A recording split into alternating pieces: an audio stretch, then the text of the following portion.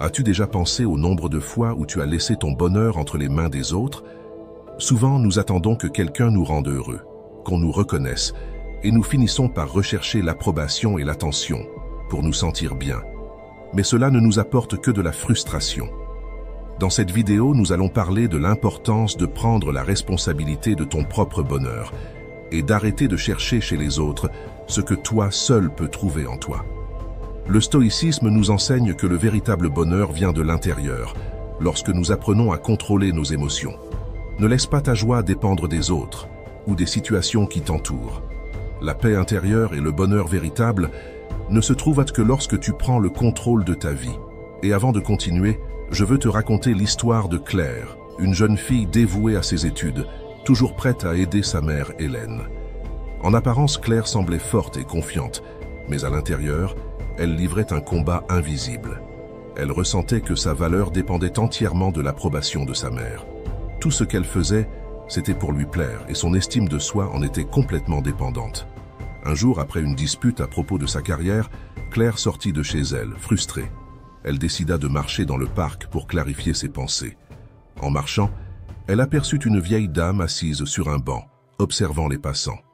Sans réfléchir, Claire s'assit à côté d'elle et commença à se confier, racontant comment elle se sentait prisonnière de ce besoin constant de plaire à sa mère. La vieille dame, avec un sourire tranquille, écouta attentivement puis dit « Quand j'étais jeune, je cherchais aussi l'approbation de ma mère. Je pensais que je n'avais de valeur que si elle était satisfaite de mes choix. Puis, quand j'ai commencé une relation, cette quête d'approbation s'est transférée à mon mari. Mais un jour, j'ai réalisé quelque chose de simple. Le soleil brille tout seul, sans avoir besoin de l'approbation de qui que ce soit. Et toi, Claire, tu es comme le soleil. Tu n'as pas besoin de l'approbation de qui que ce soit pour être toi-même. » Ces mots restèrent gravés dans l'esprit de Claire. Dans les semaines qui suivirent, elle réfléchit à ce que la vieille dame lui avait dit et réalisa que même si elle souhaitait toujours l'approbation de sa mère, elle ne pouvait pas en dépendre pour se sentir bien dans sa peau. Petit à petit, elle commença à prendre des décisions qui la rendaient heureuse, sans attendre toujours l'accord de sa mère. Un jour, Claire retourna au parc, trouva la même vieille dame, et avec un sourire, elle lui dit « Maintenant je comprends.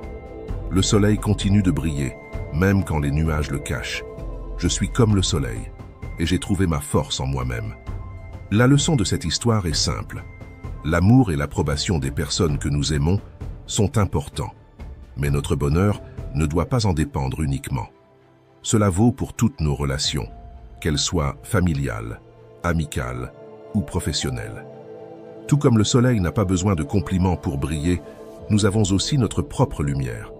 Reconnaître notre valeur sans dépendre de l'approbation des autres est la première étape pour surmonter la dépendance émotionnelle et trouver la véritable paix intérieure. Alors, commençons avec les 9 étapes pour y parvenir. Premièrement, apprenez à prendre soin de vous. Quand avez-vous pris soin de vous-même pour la dernière fois, comme si vous étiez la personne la plus importante de votre vie? Imaginez un jardin. Si vous le négligez, l'herbe pousse de manière désordonnée. Les mauvaises herbes envahissent l'espace et les fleurs perdent leur force pour éclore.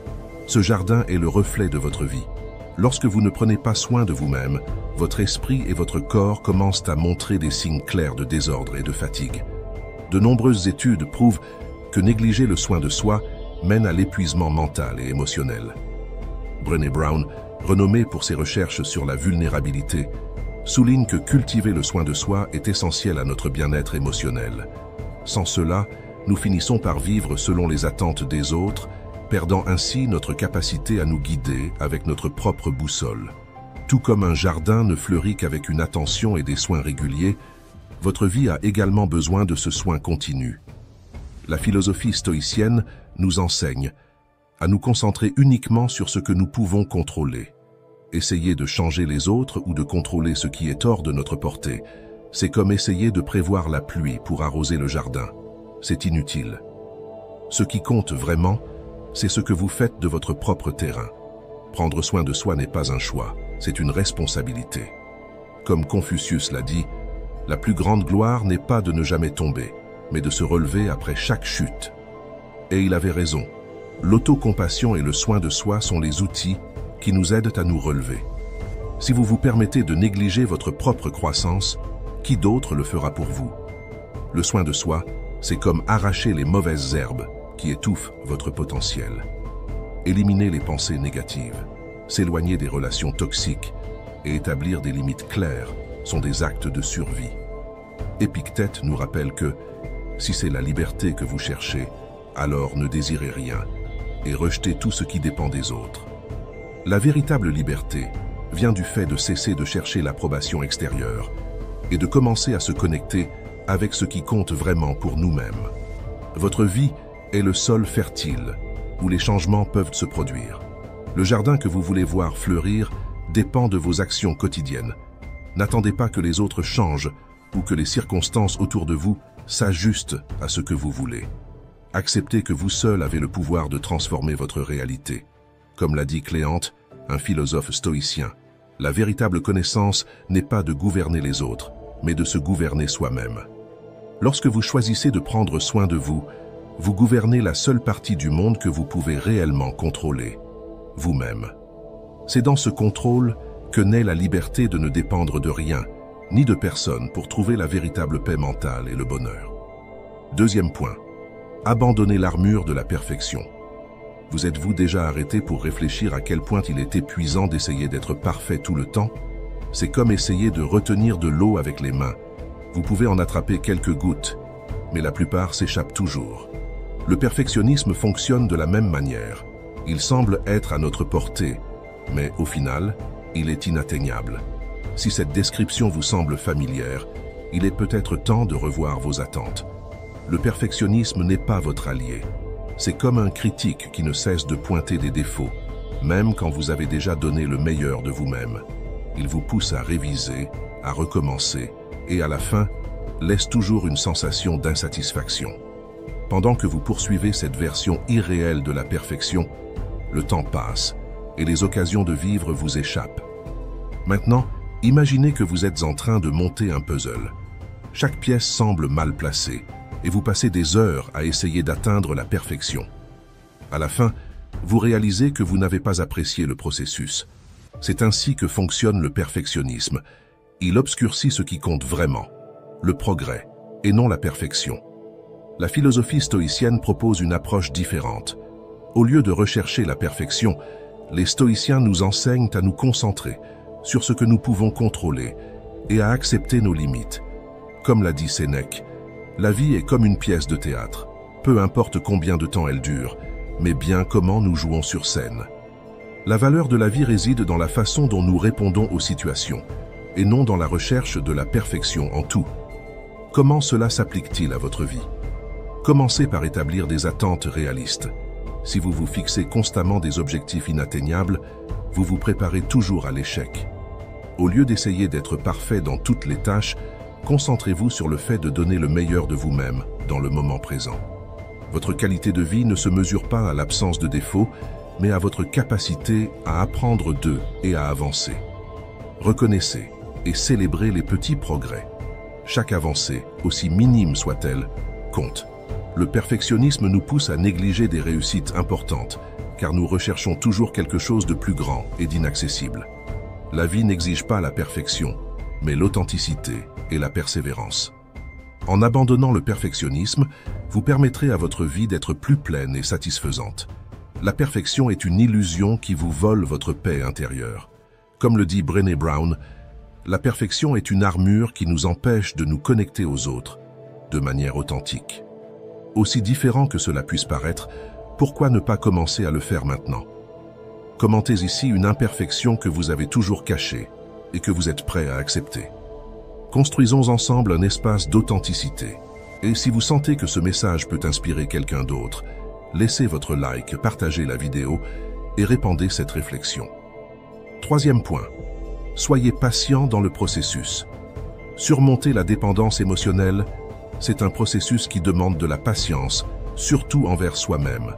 Souvent, nous cherchons une solution rapide à la souffrance, mais la croissance émotionnelle ne fonctionne pas de cette manière.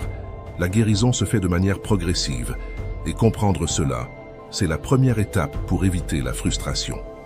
Être patient avec soi-même, c'est accepter que vous n'avez pas besoin d'avoir toutes les réponses maintenant. C'est comme apprendre à faire du vélo. Au début, vous pouvez tomber, perdre l'équilibre, mais à chaque essai, vous vous améliorez. Forcer un progrès rapide ne fait qu'augmenter la pression et l'anxiété, ce qui peut vous éloigner encore plus de l'équilibre émotionnel que vous cherchez. Être patient, c'est reconnaître que chaque petite victoire sur ce chemin compte. Cela signifie arrêter de vous critiquer parce que vous n'êtes pas encore prêt et valoriser les efforts que vous faites. Dans le stoïcisme, la bienveillance envers soi-même est considérée comme une vertu essentielle pour atteindre le bonheur et la paix intérieure. Et rappelez-vous, la guérison émotionnelle ne suit pas un chemin linéaire. Parfois, vous pouvez avoir l'impression d'avoir fait un pas en arrière, mais cela fait partie du processus. Au lieu de vous blâmer, voyez cela comme une opportunité de réfléchir et de continuer avec plus de conscience. Surmonter la dépendance émotionnelle, c'est comme gravir une montagne. Il y aura des moments difficiles, mais chaque pas vous rapproche du sommet. Gardez à l'esprit qu'il n'existe pas de ligne d'arrivée définie. Le chemin de la guérison et de la découverte de soi est unique à chacun. Respectez votre rythme et la véritable libération émotionnelle viendra. Ou, comme l'a dit Lao Tse, celui qui sait attendre atteint toujours son objectif. 4e point. Vivez de nouvelles expériences. Parfois, nous nous retrouvons coincés dans la routine, à revivre les mêmes journées encore et encore. C'est confortable, mais cela peut aussi nous rendre plus dépendants. Vivre de nouvelles expériences est un moyen puissant de grandir, d'apprendre et de découvrir davantage sur nous-mêmes. Sortir de sa zone de confort peut sembler difficile, mais c'est dans ce mouvement que la vie prend de la couleur et du sens. Chaque nouvelle expérience nous apprend quelque chose de différent. Imaginez que vous prenez toujours le même chemin pour aller au travail. Un jour, vous décidez de changer d'itinéraire et vous découvrez un parc, un nouveau café, ou même un paysage que vous n'aviez jamais remarqué. Ce petit acte de changement apporte une nouvelle perspective. Il en va de même pour les expériences de la vie. Lorsque nous essayons quelque chose de nouveau, nous rencontrons de nouvelles personnes. Nous ouvrons des portes à de nouvelles opportunités, relations et apprentissages.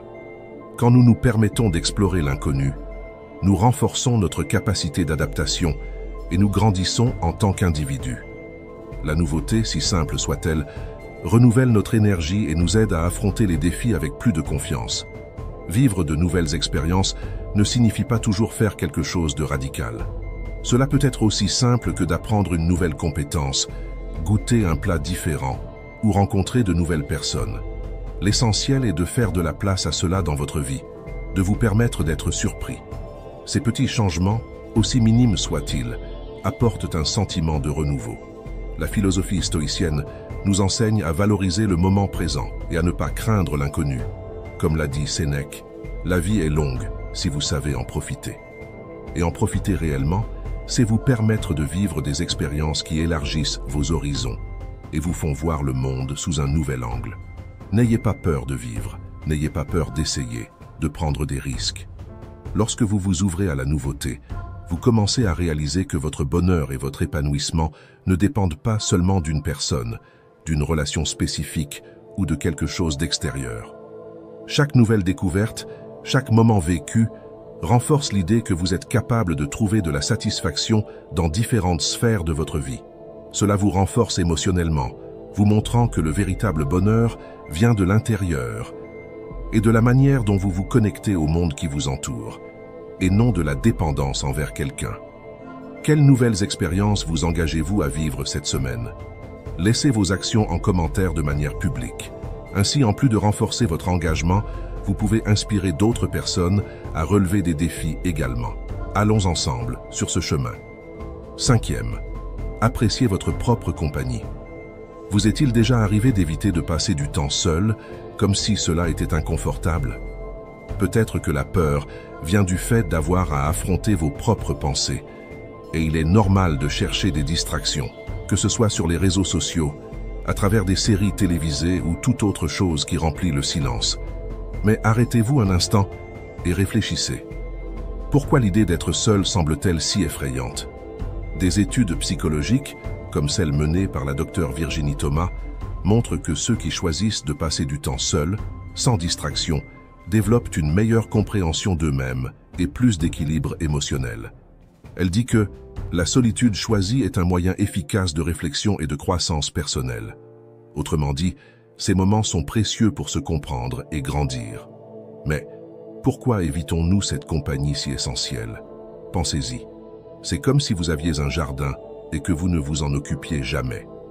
Si vous ne consacrez pas de temps à vous-même, les déchets, les vieilleries jetées et les mauvaises herbes, vos préoccupations et vos angoisses commencent à tout envahir.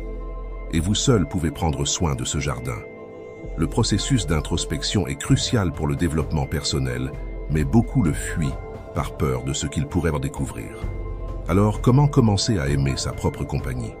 Un bon début est de choisir une activité simple que vous pouvez faire seul.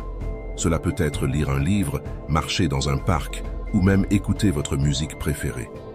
En vous déconnectant du monde extérieur, vous commencez à vous reconnecter à vous-même.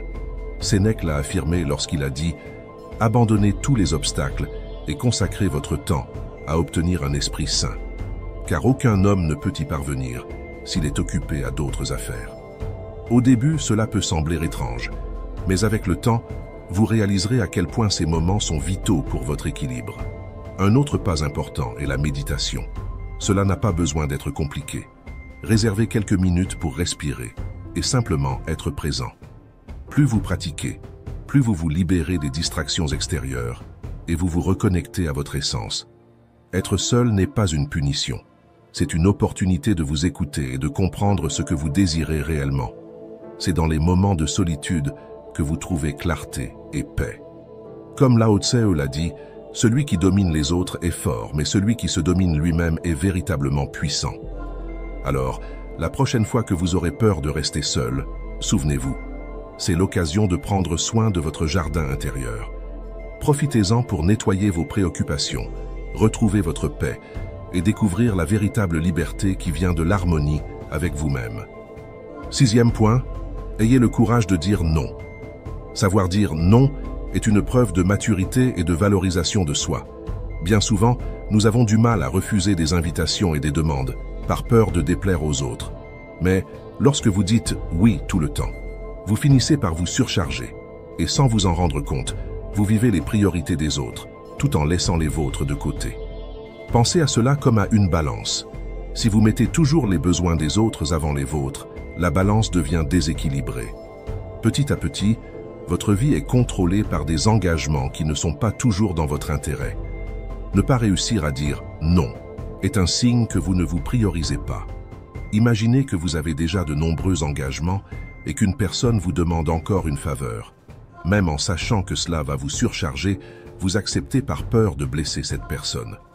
Le résultat, vous vous retrouvez stressé, et l'autre personne ne se rend même pas compte à quel point cela vous a affecté. Cela se produit parce qu'en disant « oui » tout le temps, vous créez l'attente que vous êtes toujours disponible, même lorsque vous ne l'êtes pas. Dire « non » ne signifie pas être égoïste, mais plutôt fixer des limites. Comme Marc Aurèle nous l'enseigne en disant « protéger votre paix intérieure est fondamental ». Alors, comment dire « non » en toute sérénité? Commencez par être honnête avec vous-même. Si quelque chose ne correspond pas à vos priorités ou vous surcharge, refuser est totalement légitime.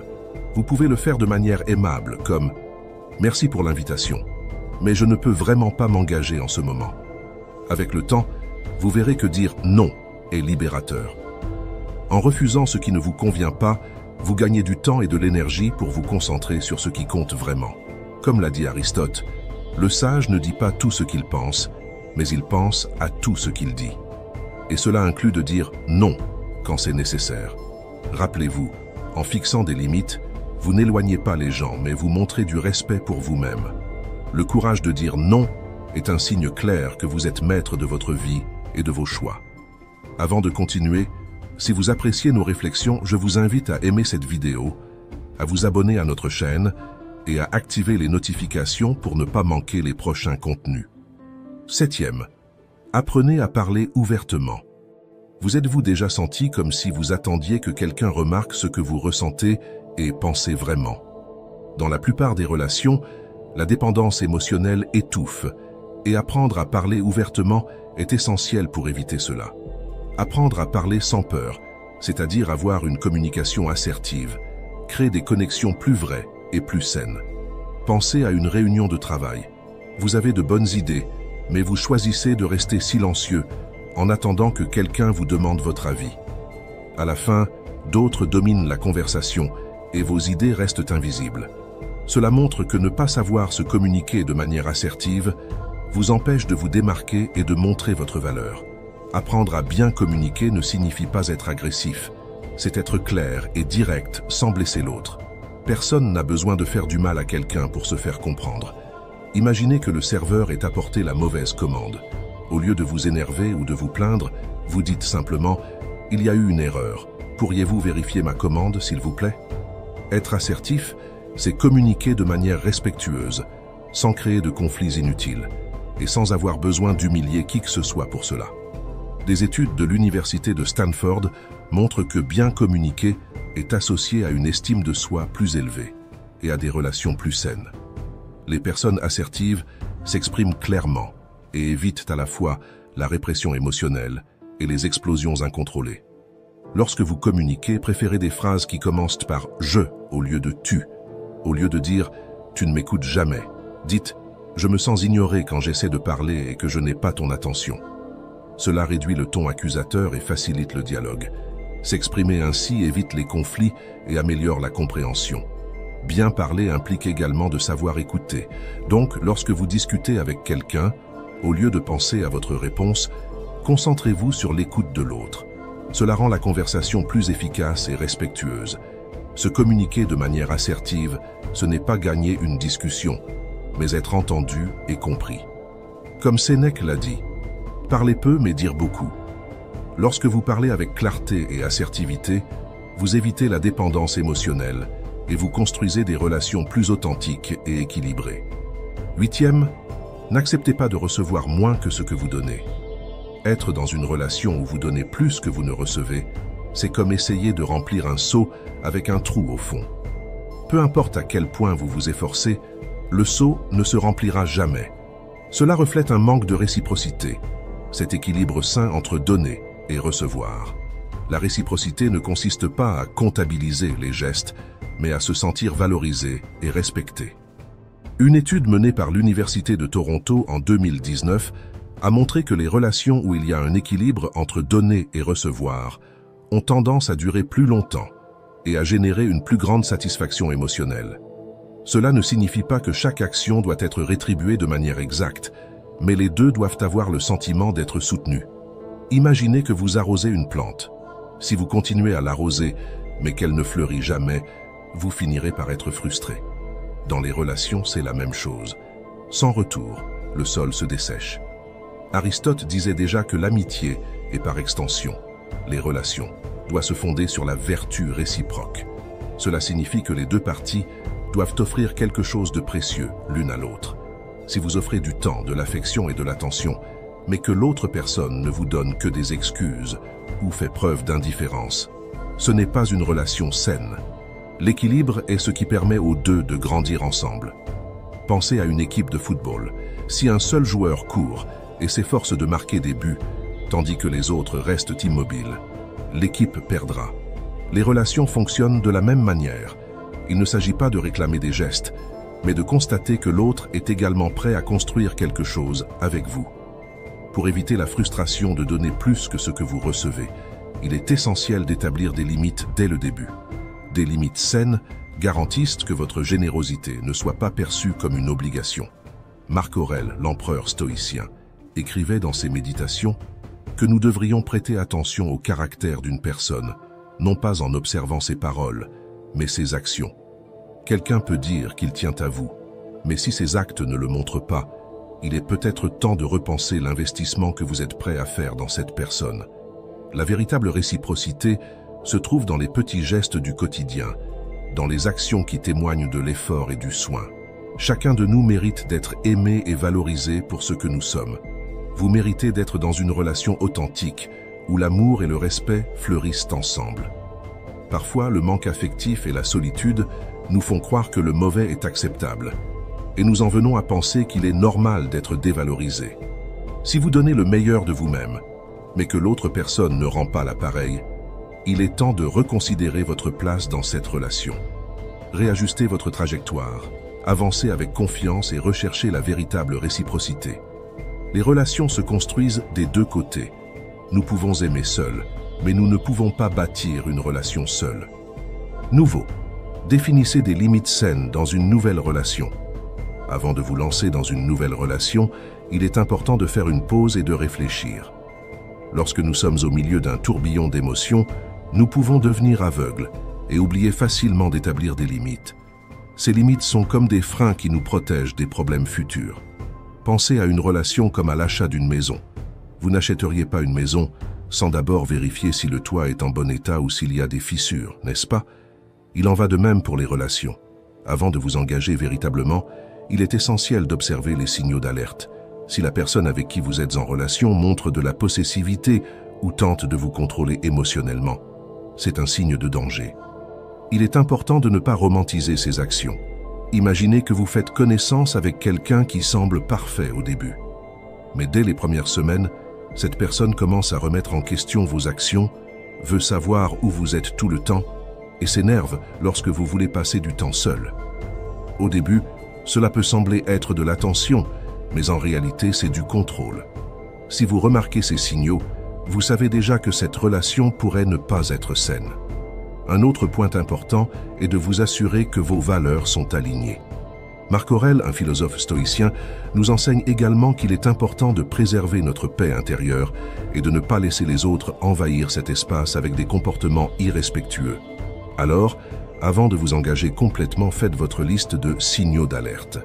Considérez cela comme un moyen de vous assurer que vous êtes avec quelqu'un qui respecte vos limites et vos valeurs. Nous ne contrôlons pas le comportement des autres, mais nous pouvons choisir ce que nous tolérons, acceptons et avec qui nous souhaitons partager notre vie. Même lorsque vous renoncez à ces choix, ils restent sous votre pouvoir. Comme Aristote l'a dit, l'amour est composé d'une seule âme habitant deux corps. Mais cet amour ne fleurit que là où il y a du respect pour les limites de chacun. Commentez « Gratitude » si vous êtes arrivé jusqu'ici. Et merci de partager ces quelques minutes de sagesse avec moi.